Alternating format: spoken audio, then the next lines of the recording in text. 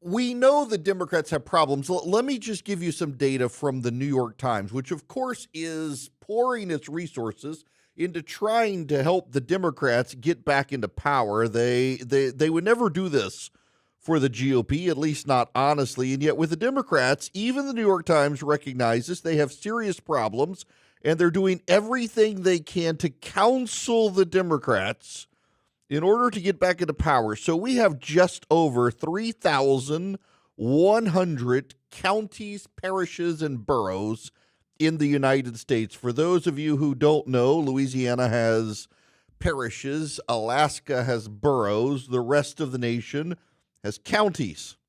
So we have 1,433 counties out of 3,100 counties in the United States. Donald Trump actually improved his standing. How many counties of the 3,100 counties in the United States of America, how many counties did the Democrats improve their standing in? We have 3,100 counties, more or less. Donald Trump improved his standing in 1,433 of them from 2016 to 2020 to 2024. Democrats improved their standing in 57 of the 3,100 counties, parishes, and boroughs in the United States.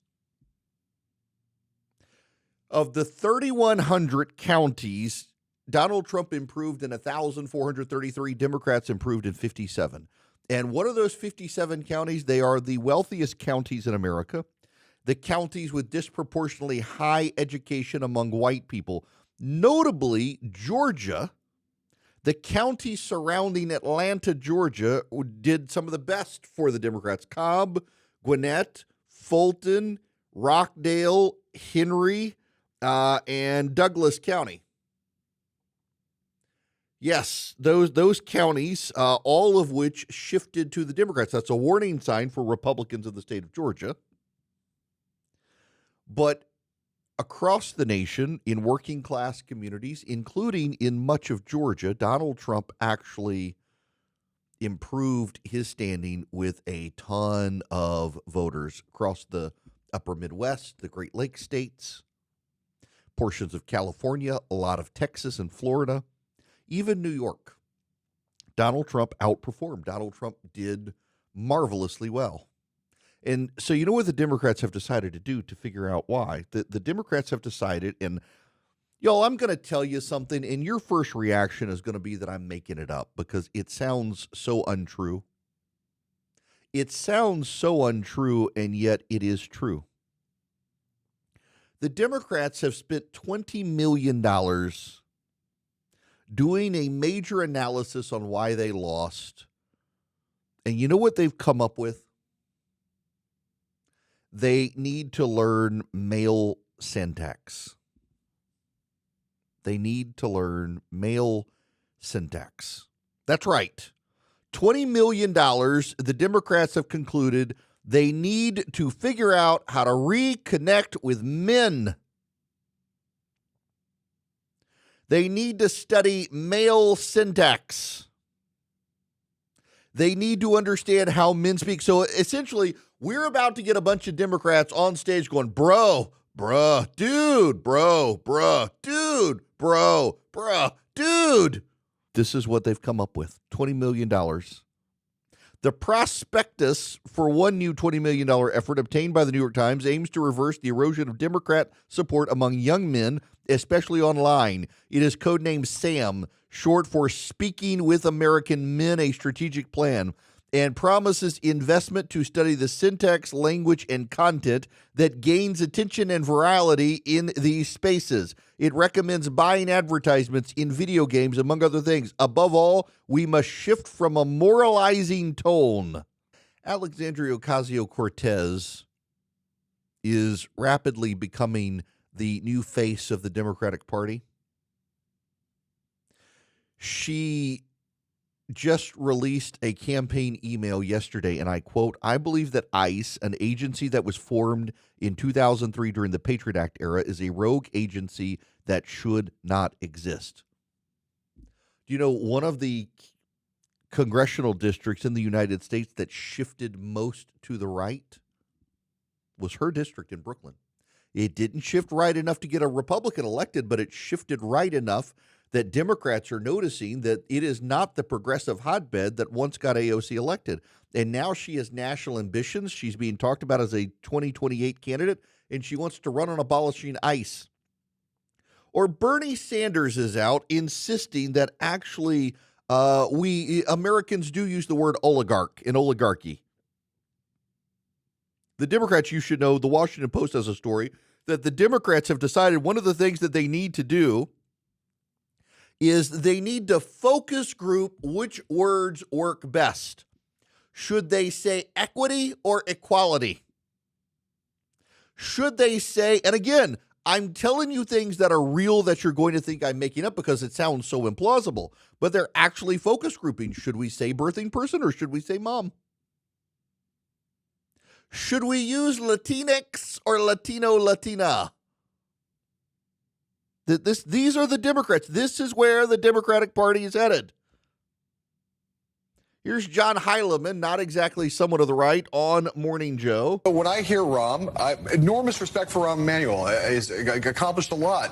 I said this literally on the show last week. Alyssa Slotkin is another person who's been saying the same sort of thing. Weak and woke. That phrase is a phrase that various people who want to moderate the party have been throwing around. What I think is important here is not the question of what the party's image is, but is what does the party stand for? If the party takes positions on issues that are weak and woke, it will seem weak and woke. If it takes positions that are strong and not woke, that is the way to go forward. It's not about language. It's about where are you going to deviate from what has become Democratic ideological conformity. And again, I'm sure Rahm has examples. Alyssa Slotkin probably has examples, but that's the conversation. That's the debate. That's the work the Democrats have to do right now, is not thinking about their language. The language will follow the positions. The language will follow the substance. And what I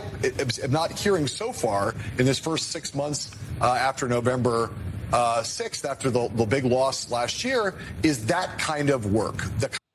Yeah, this is the problem for Democrats, is they always are convinced, and the media echoes this, and so they have a reinforcing feedback loop within their bubble, that their problem is their message, not their ideas. Their ideas are fine as long as they just instead of saying unhoused, if they say homeless, but also their idea is still to take from those who have and give to those who have not. The Democrats, it's always a message, at least in their mind. Now, this is Manu Raju talking to Dana Bash on CNN. So we mentioned new voters, which is also young voters, another way to say that. And now I want to talk about men. And here's something from the New York Times. This is written by our friend of the show, Shane Goldmacher.